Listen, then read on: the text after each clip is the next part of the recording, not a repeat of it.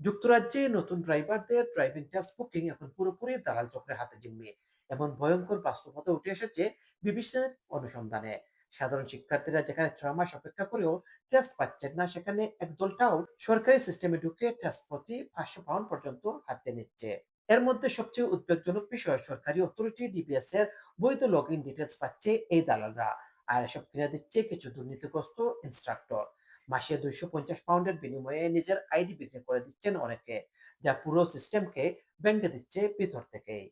এসব অবৈধ কাজের সাথে জড়িতরা শিক্ষার্থীদের লাইসেন্স তথ্য সংগ্রহ করে দিনে দিনে ডজন ডজন টেস্ট লুফে নিচ্ছে। তারপর ফেসবুক, হোয়াটসঅ্যাপ গ্রুপে বিক্রি করছে একটা টেস্টের জন্য 400 থেকে 500 পাউন্ড। ফলে সরকারি রুটে বুকিং পাওয়ার সম্ভাবনা প্রায় শূন্যের কোঠায় নেমে এসেছে। মানে যারা নিজ থেকে অনলাইনের মাধ্যমে বুকিং দিতে চাচ্ছেন, তারা বুকিং পাচ্ছেন না। লন্ডন, বার্মিংহাম, ম্যানচেস্টার সর্বত্র এই নেটওয়ার্ক সক্রিয়। একজন টাউট দাবি করেছে সে 1000-এরও বেশি ইনস্ট্রাক্টরের লগ ইন ব্যবহার করেছে। আরেকজন আহাদিন নামে পরিচিত, যার পরিচয় পাওয়া গেছে লুটনের আনিল আহমেদ হিসেবে।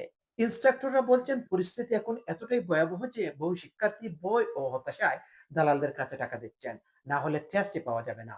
ডিপিএসসি এখন পর্যন্ত 346টি অ্যাকাউন্ট বন্ধ করেছে, কিন্তু দালাল চক্র এখনো সক্রিয়। আগামী স্প্রিং এ সিস্টেমের বদল আসবে, শুধু শিক্ষার্থীরাই বুক করতে পারবে তখন। কিন্তু তার আগ পর্যন্ত হাজার হাজার শিক্ষার্থী আটকে থাকছেন এক অন্ধকার দুর্নীতিগ্রস্ত সিস্টেমে, যেখানে টাকা না দিলে টেস্ট পাওয়ার স্বপ্নই দেখা যায় না। টেস্ট বুকিং নিয়ে সংবাদ প্রচারের পর থেকেই হতাশা নেমে এসেছে সাধারণ শিক্ষার্থীদের মাঝে। যারা ড্রাইভিং এর জন্য টেস্ট পরীক্ষা দিতে চান, তারা বৈধ পন্থায় পরীক্ষার কোনো ডেট পাচ্ছেন না। তাই তারা চাচ্ছেন যত দ্রুত সম্ভব সরকার যেন এ ব্যাপারে উদ্যোগ গ্রহণ করে।